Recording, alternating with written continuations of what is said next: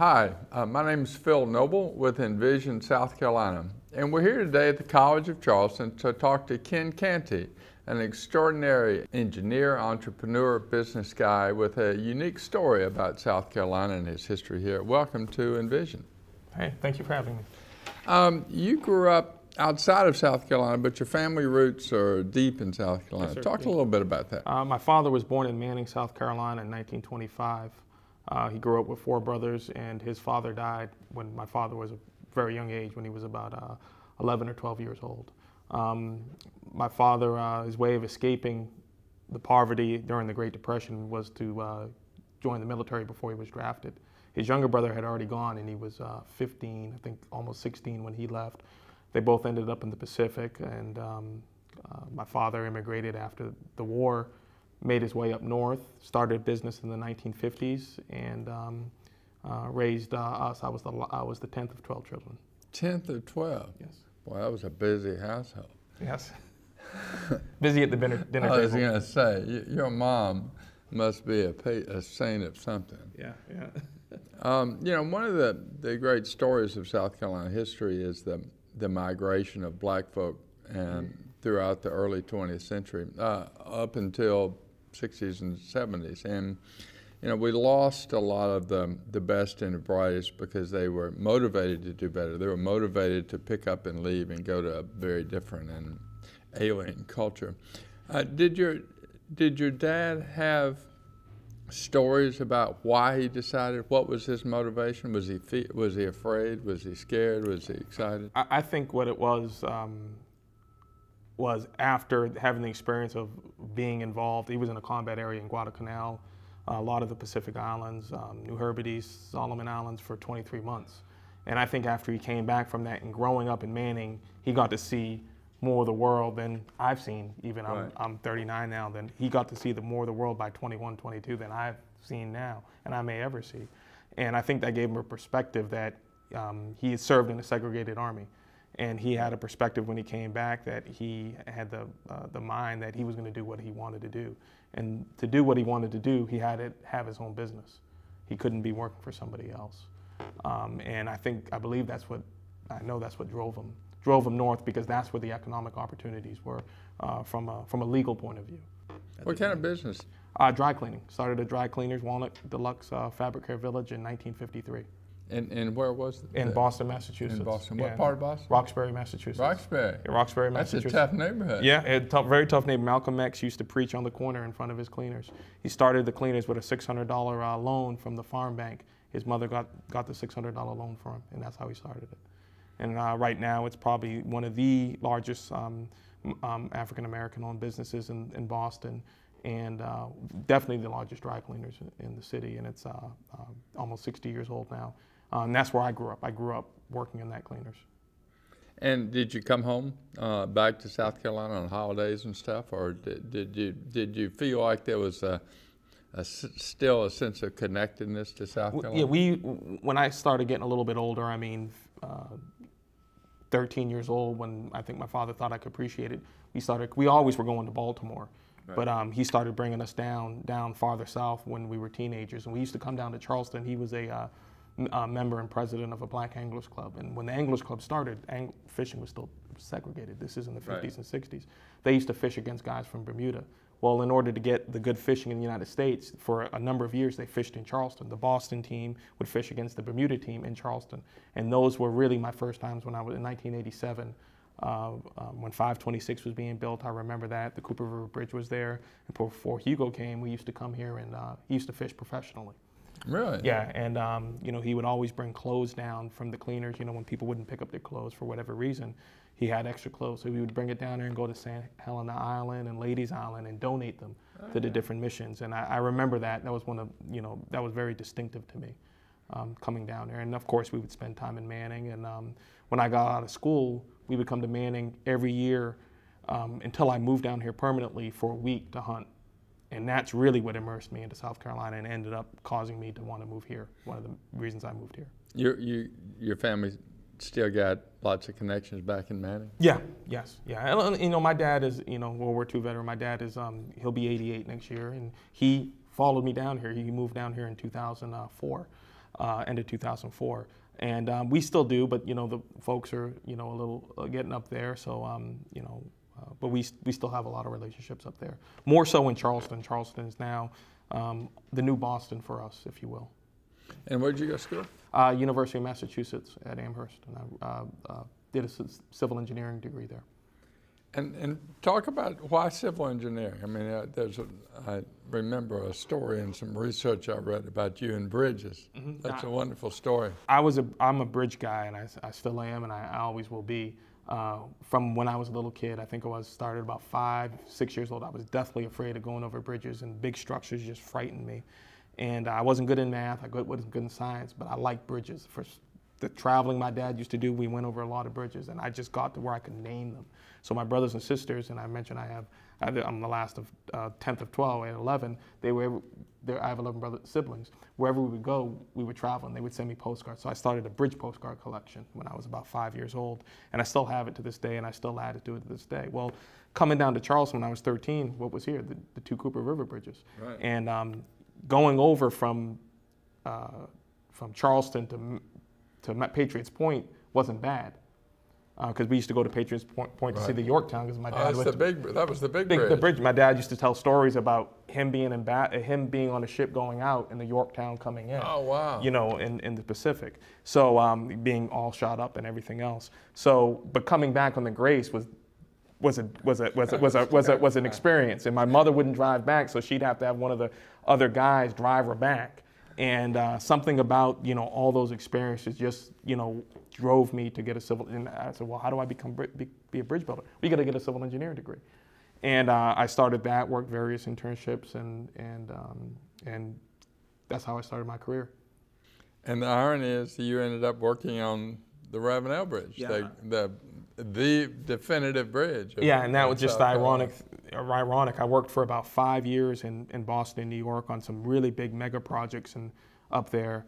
And 3 weeks before I got married, I got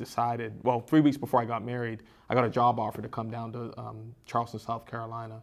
And then 3 weeks after at the wedding, I said, well, look, everybody, we're moving to Charleston, South Carolina. And there was just silence. It's like the record stopped. Like, are you crazy? Yeah, and people were like, that's a really beautiful place, And I hadn't been here since I was a kid, so I didn't have that adult appreciation of it. I just knew I was going to work on this bridge, and threw everything in the car and said, let's go.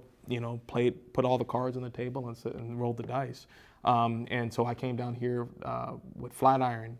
Flatiron was one of the companies, the joint venture, to work on the Ravenel Bridge. And the demolition of the 2 bridges, the company I worked for in Boston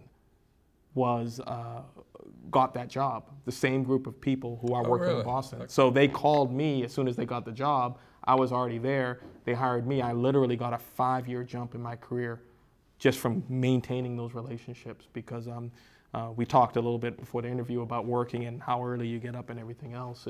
I was always like that, and my father, would drive me to that. Is you'd wake up and you'd try to outwork the president of the company, and you normally wouldn't. That's why he was the president. He'd outwork you, right. But they'd notice and they remembered that, and that paid off when the group of companies who got the demolition job got the work, and I was hired on and ended up being assistant project manager of the entire project. And what did you do on the bridge? For the Ravenel Bridge, I was a field engineer on the Charleston and Mount Pleasant sides, coordinating the construction of the bridge from the foundations to the columns, to the steel, to the deck. And then the demolition, I was in charge of the engineering effort because it was a design-build job. And there are just not many design-build jobs that involve demolition. Most people think demolition, you just knock it down. Well, it's actually a very complicated process of reverse engineering, so that if you take out the wrong piece, like the house of cards, the whole thing will fall down. So I was in charge of coordinating that effort between the I was working for the contractor, but between the contractor, the state, and like the Army Corps engineers and the Coast Guard, to keep all parties happy. And then since I was the local one here and they were bringing out of town people, I really was the person here that dealt with the media and dealt with all government entities on the project. I remember when that one blew up, we all went out and stood on the battery and watched it blow up. It was terrific. Yeah, it was a fun, unique project. Yeah. The lead contractor on the new bridge was Skanska, a company out of Sweden, one of the largest construction companies in the world. And earlier in my career, I did a fair amount of work in Sweden, got to know some of the Skanska guys. I was always impressed by them. Talk a little bit about how you felt working with that sort of global, world-class company, what you learned, how you thought it fit in with South Carolina. Was it difficult? Was it hard? What did you learn? Well, one of the things I learned, and I continue to learn from dealing with international players, international companies, especially those from Europe, is they don't have some of the hang-ups companies have here, or cultural hang-ups that they have here with, well, your last name's not this, or you don't look like this, or you don't go to church here. They're more, can you get the job done or can't you?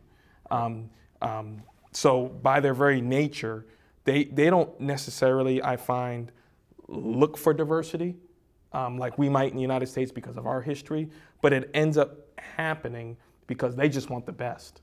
Right. They just want you. So we had, on that bridge, we had Swedish guys. I remember a guy, to us it was cold, and he would go out over at the pool at the Martin Luther King facility over there on near America Street, and he would swim. And he was like, but it's cold. What are you swimming for? And he'd be in his bikini shorts, and he's Swedish. This was nothing to him.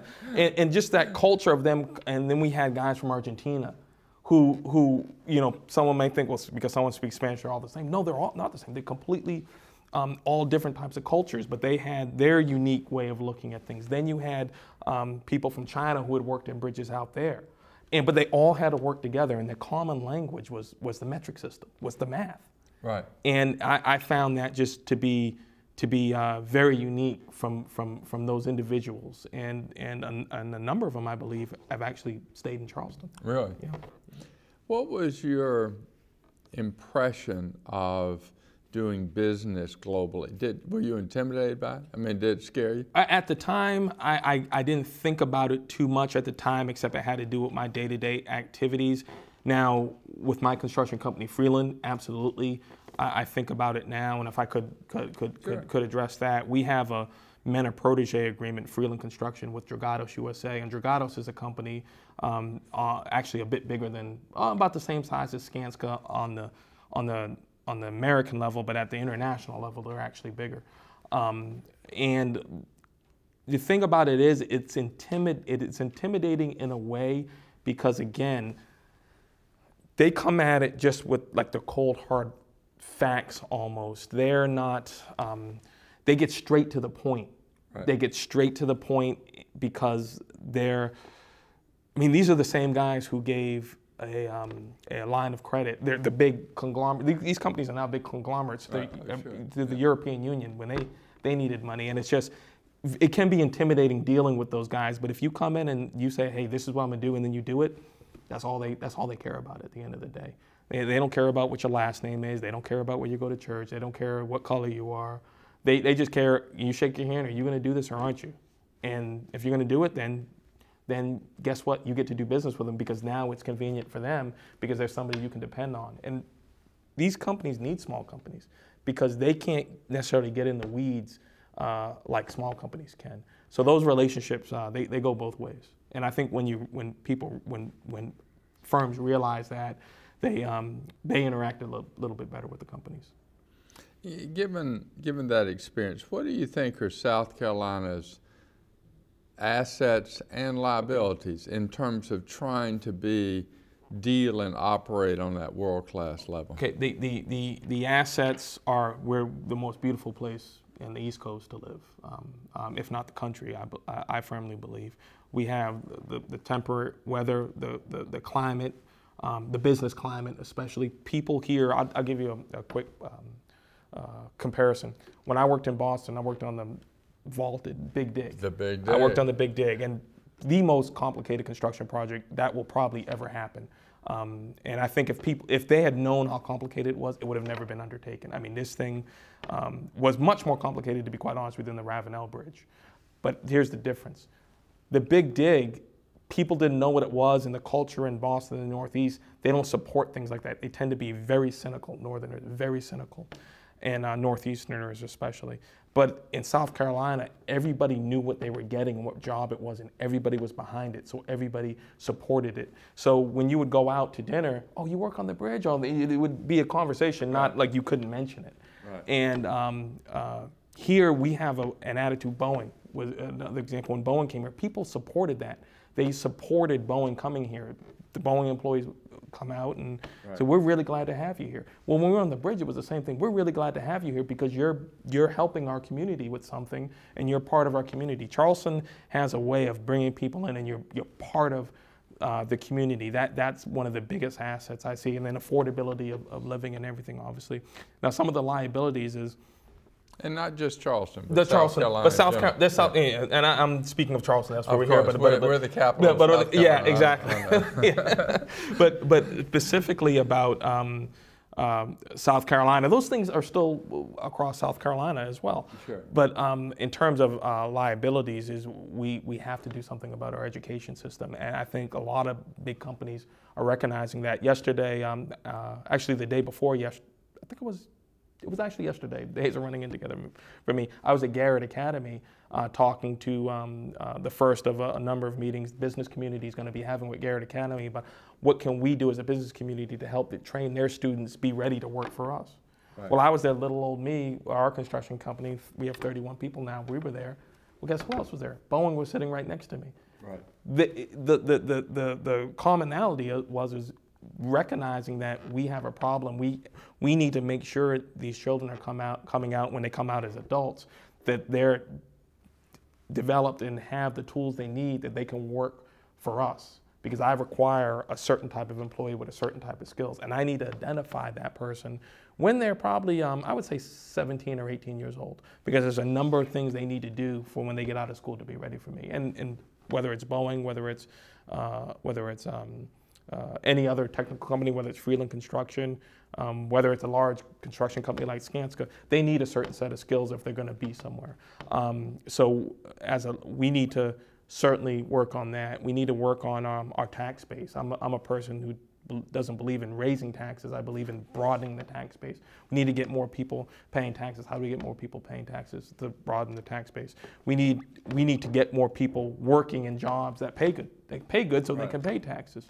Particularly infrastructure. That's another liability we have that we're addressing. Our infrastructure. I think I heard a stat over the next 20 or 30 years, between 20 and 30 billion dollars that need to be spent for infrastructure here. That's 20 or 30 billion above what we already spent. That's just fascinating. I mean, that's just the Ravenel Bridge, as big as that was, including the demolition, was about less than $1 billion of total effort. Right.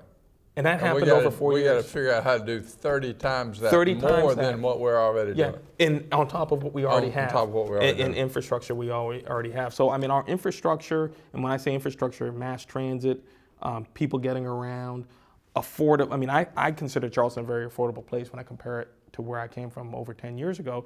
But I've heard Charleston's now my involvement with the chamber, I've learned Charleston's becoming a place where you have to drive to qualify. We've got to have it where we're keeping up with middle class homes, and it's not a big class distinction, if you will, so that we get enough middle class here and have communities in which people can live and afford and be close to town, and not have it be like up north or California where you live 60 miles away or 100 miles away from where you work. We have to nip that in the bud, and I think it seems like we might be potentially going that way, but we have to stop that. And the good news is, on all those liabilities, there are organizations such as yourselves, such as the Chamber of Commerce, who is looking at dealing with those things right now. One of the things I've always thought was interesting about South Carolina and the South in general, but is on the one hand, we are, quote, friendly.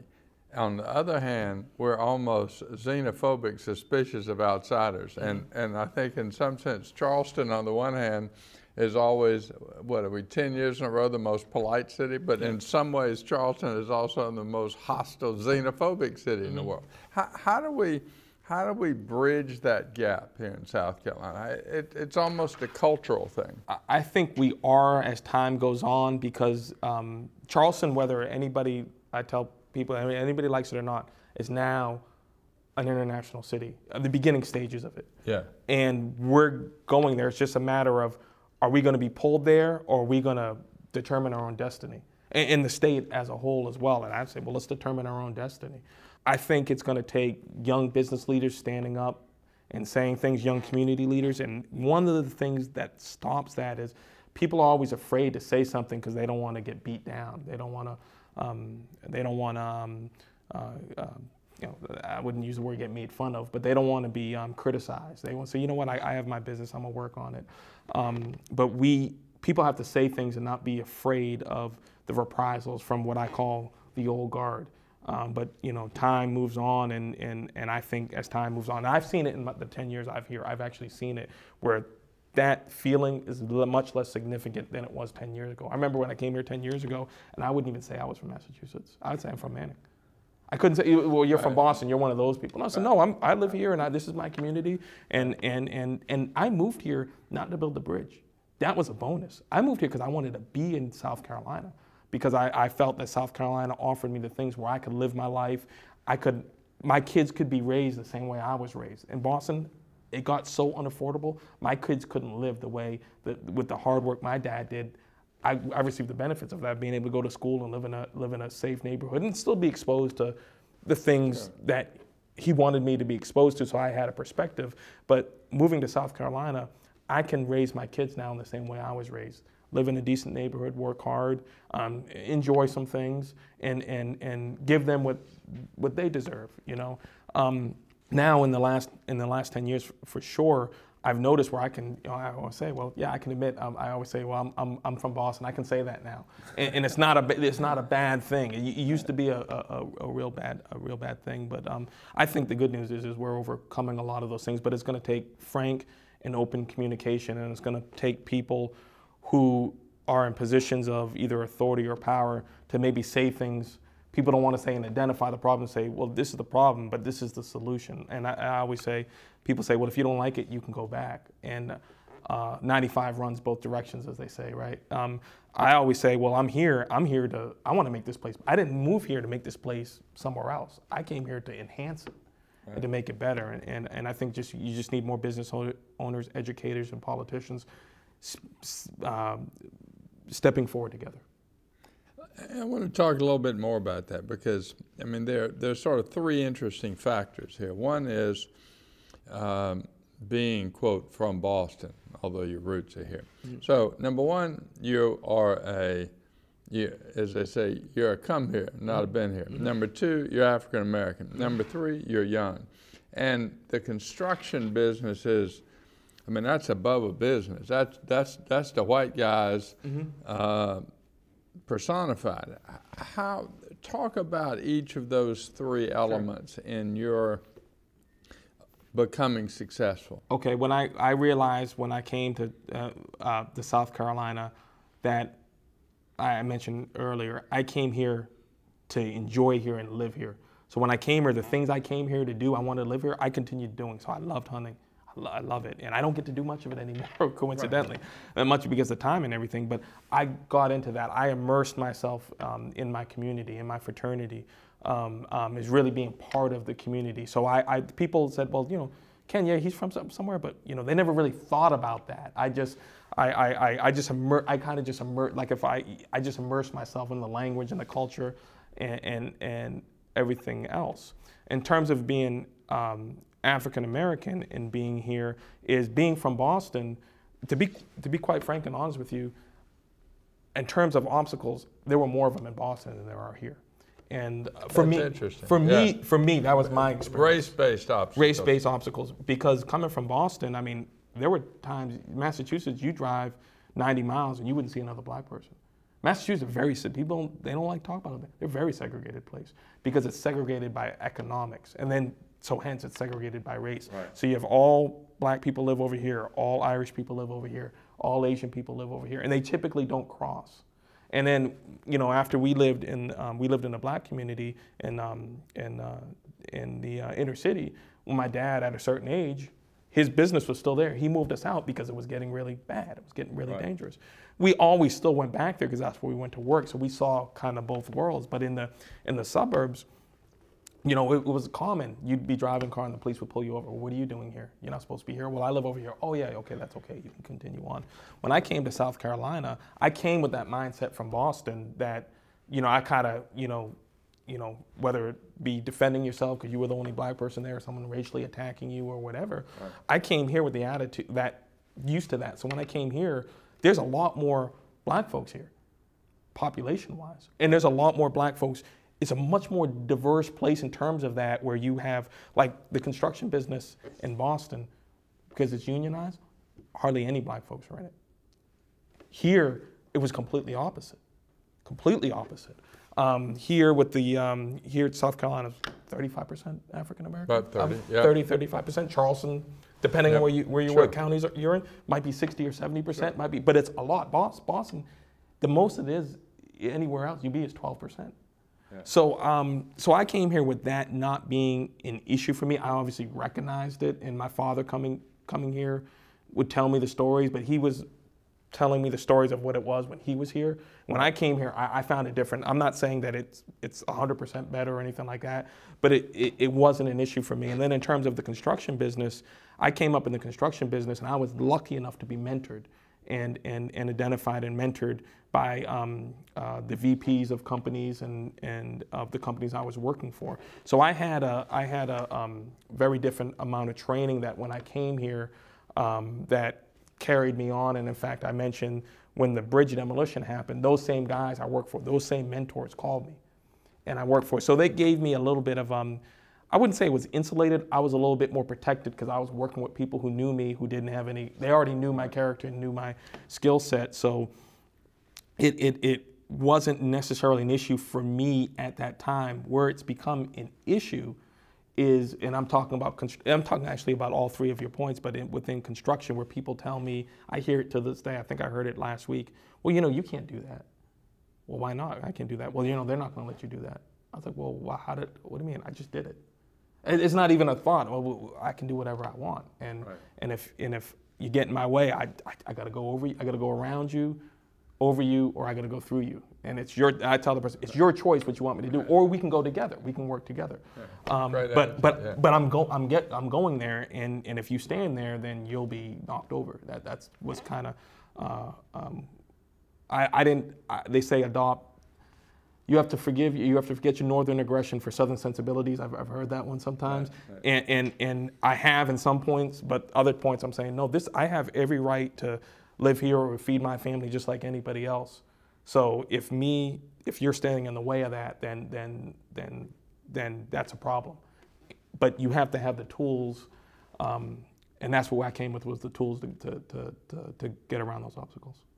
Talk about you talked about being young, and the system being closed to young folks, and not just in construction, mm-hmm. but everything.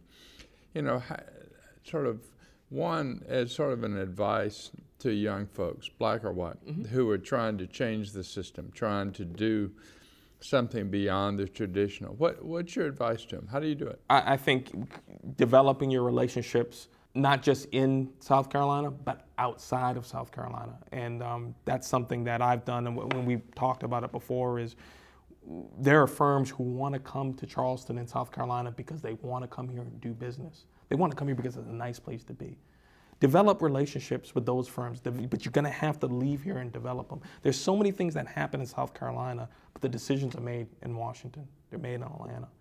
They're even made in Miami. And I'm talking about, I do federal contracting in the federal right. contracting arena. Create your relationships there. I had somebody tell me once, well, I spent a lot of time on the Hill. And I wouldn't call it lobbying, but I use business development and sure. find out the information, talk to our congressional delegation. And, you know, if you go up there and talk and say, hey, can you tell me what's going on with this bill? I need to understand it because it affects my business. They'll tell you, get that information, then bring it down here and use it down here. Don't be here and just think that it's going to come to you, because by the time it gets here, it's too late. Develop those relationships outside the community, and you're not beholden then to anybody in the community here who wants to do it the old way. Because the people coming in want to do it the business way. They want to do it the right way, which, to be quite honest with you, isn't necessarily the old way. Most of the time, it's right. not the old way. Are you optimistic about South Carolina? Very optimistic, yeah. Why? Very optimistic. I'm optimistic because in the 10 years I've seen, the growth I've seen in the people coming in is just, like I said, 10 years ago, it was just completely different. We use Boeing as an example, and that's close to us, our heart. Freeland because we got an opportunity and we built one of their buildings out there and had a sizable contract for us. For them, it was another contract, but it was a sizable contract for us for 2011 that helped us really develop as a company. We tripled our volumes from 10 to 11, and Boeing was one of the reasons why.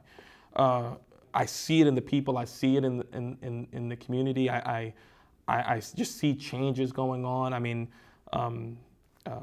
I see a lot more people believing, and I'm, here and particularly, I'll be honest with you, I'm afraid for some of the rest of the state.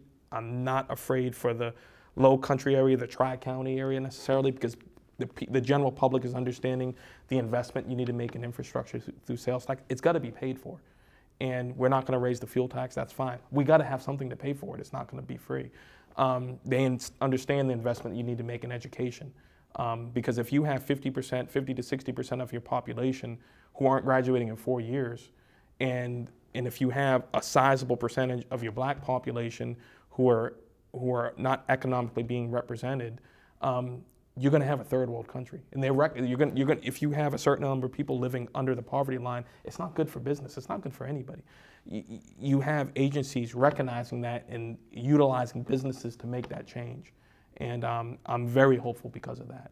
I'll tell you some other parts of the state I'm not so hopeful for, and I don't know if there's, we're speaking of Charleston because that's where I live and where we are, but I'm a little bit apprehensive about places like where my family's from Manning.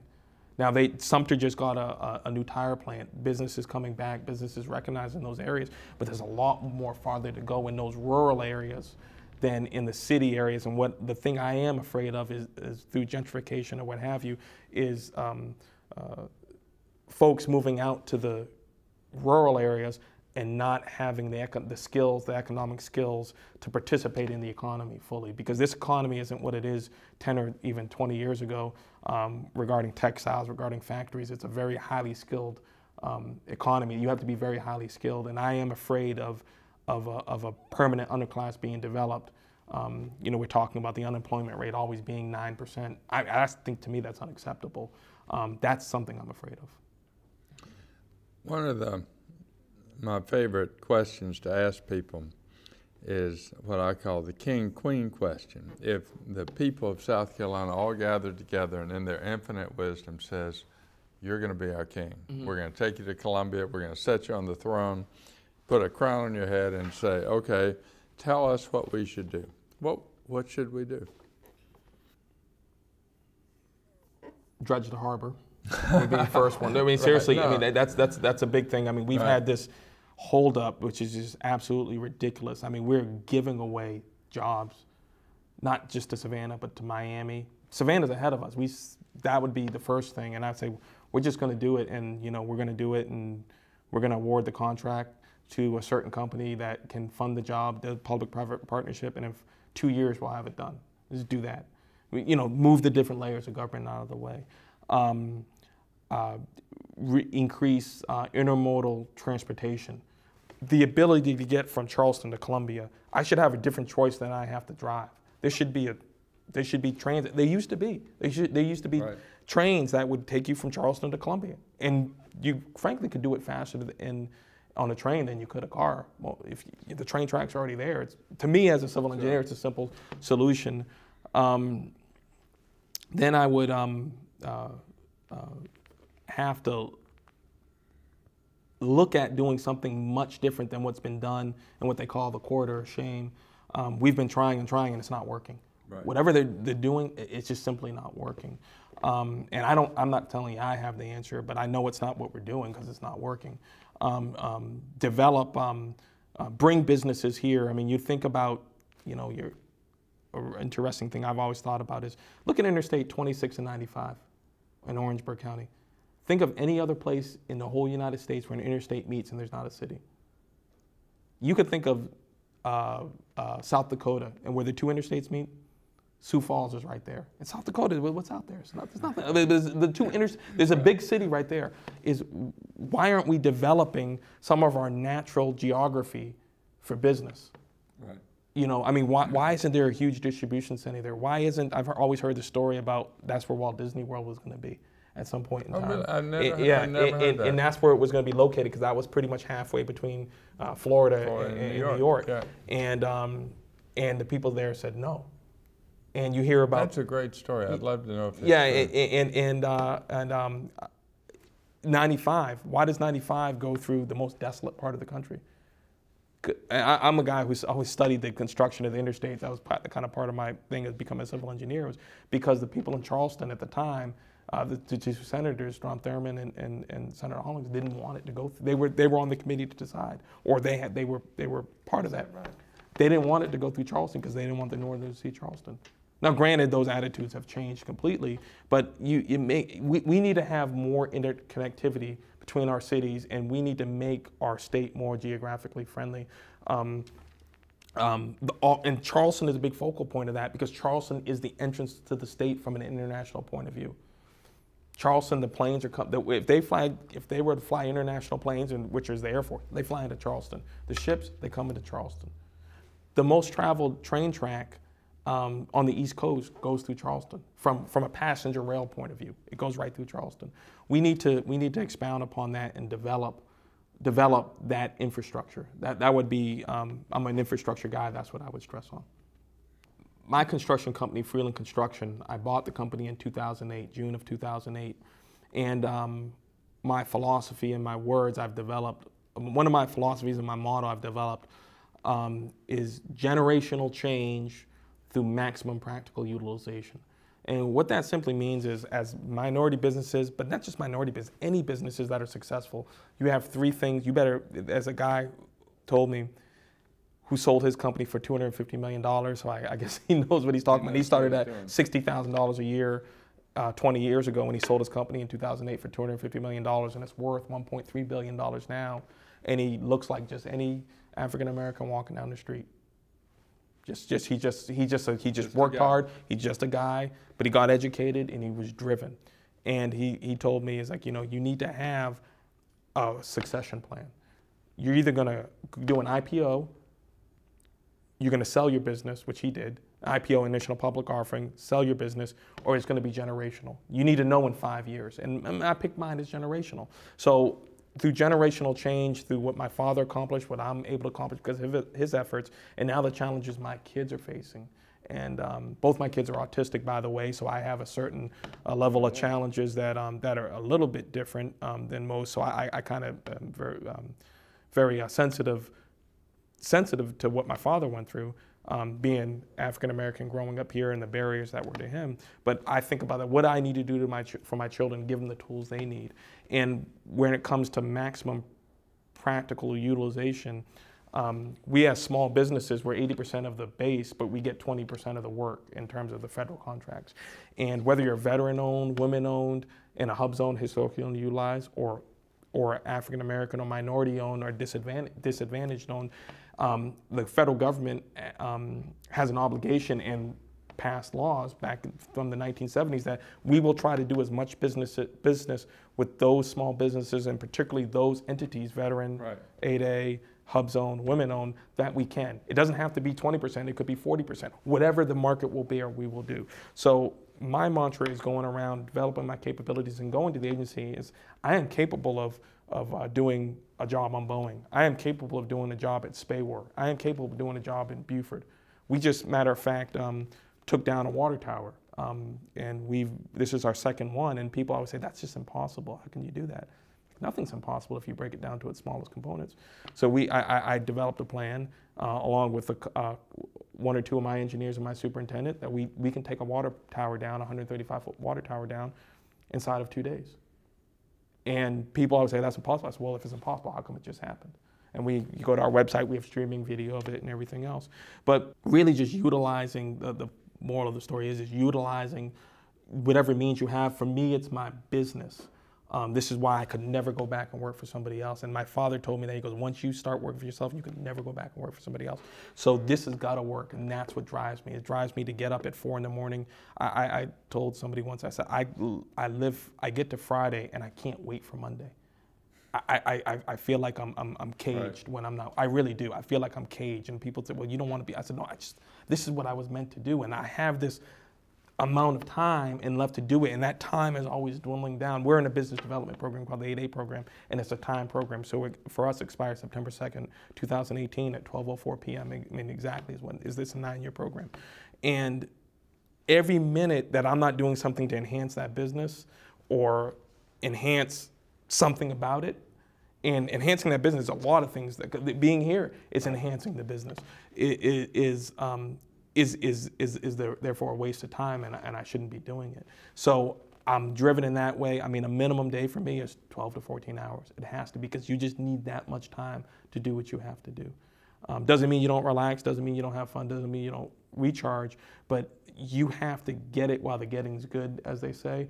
And I think the way the country is changing with becoming a minority country, it brings two challenges. Number one, people are going to say, well, you know, there's more of us than there are of you, so why should we do this? And number two is, you don't have, especially in the black community, we haven't come up along with everybody else, and we still have challenges. And I think there's going to come a time, and I think it's going to be within 10 years, where people are going to say, you know what, and I'm just speaking honestly here, and this is my fear, you guys had your chance, you've had plenty of time, you know, we're not doing any of that stuff anymore, we're not helping you anymore, we've done it, it doesn't work. We have to take advantage of these opportunities and this help while we have it now, or else it'll be too late. One of the things that I think is interesting is you have a wide network of relationships from lots of different projects, lots of different countries and places. How important is that network? How do you build it? How do you sustain it? I think what it is, you know, you're genuine with people. That goes without saying.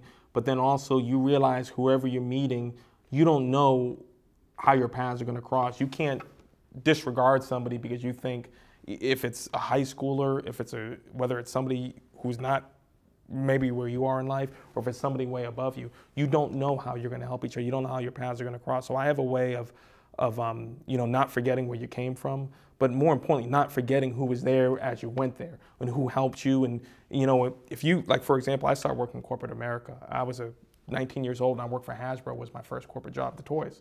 And I did Cabbage Patch dolls. I was a girls' toys engineer. I was a girls' toys engineer intern, for lack of a better title. But you know, we also did GI Joes, and this is in the early 90s. And I started working in corporate America and developing relationships, and, you know, got into the construction field, and just started developing, just working. People, I'll be honest, I was the only black person there. They were going to notice me no matter what. Right. So, no matter what. So let me give you guys a reason to notice me. I'm going to outwork every single one of you guys, and you're going to have to tell me to go home every day. I just got that bug about it. I just got I got to do this. This is my chance. And I wasn't a smart guy in school. I struggled through school. I mean, I graduated and everything else, but I wasn't a naturally gifted person when it came to mathematics and stuff. I developed it, and I have my PE now, and I'm very proud of that. I've developed it, but the relationships is what helped me. Working hard and getting somebody to be interested in you and having a vested interest in seeing you succeed. Those relationships I started developing when I started working in 1996 and 97 on the Big Dig in Boston are those same exact relationships, and why I have a mentor protege with the largest construction company in the world. They are exactly the same. They are the same people. 15-year relationships that I'm now being asked to do work in Massachusetts. I'm being asked to do work in New York, which, you know, I'm not too excited about New York, but I'll go up there and look at it because it's an opportunity. Right. It may not be what I think. I got to go up and check it out. They're now asking me, we want to come to South Carolina and do work. Tell us where you need our support, and we'll support you. Those relationships came from proving yourself in the beginning that you were capable, that you were deserving of the chance. Then you get into the relationship, the civic responsibility relationships. The Chamber of Commerce is very important to me, where I'm on the board there, because it allows you to be in a room with a lot of the decision makers and talking to everybody in 20 or 30 minutes in that room, that if you talk to them individually, it would take you months to get to all those people. Right. If not years. You might not ever get to any of those people. But that's one of the things I love about Charleston. You can see a Mayor Riley. You can see a Mayor Summey. You can see the governor. You can see Congressman Scott. You can see Congressman Clyburn. You can see Congressman Wilson. It's a much more inviting, friendly place. And I think when you live here and you're from here, you don't necessarily see it that way. When people say, well, Massachusetts, that's such a great place. I said, you know how close I've ever gone to Kennedy? They said, how close? I said, I never have. because there's a wall. You can't. Right. Their house, when you stop, there's a guard there. You can't go past it. You don't see those people. This place is different. You'll see those, like I told people, I said, you know, I can't embarrass myself here in terms of a business reason, because I'm going to see those same people in Walmart and church or wherever. The community is just interwoven together. But I think the relationships, creating those relationships, nurturing them, and not looking for something out of them, like going to the chamber, I'm looking to get business. No, go there to help the community, because that's what the chamber is doing. Right. You do that, it will be paid forward to you. You don't know how it is, and I can attest. I mean, the bowling opportunity happened because of our involvement with the chamber. Not that the chamber didn't give it to us. It put us in the room to have the conversation. Right. Then we had the conversation, then we move from there. A lot of people never get the chance to have the conversation because they're not in the room, because they hadn't developed a relationship to be in the room, because they give up before they even get there. Envision South Carolina, world class, globally connected.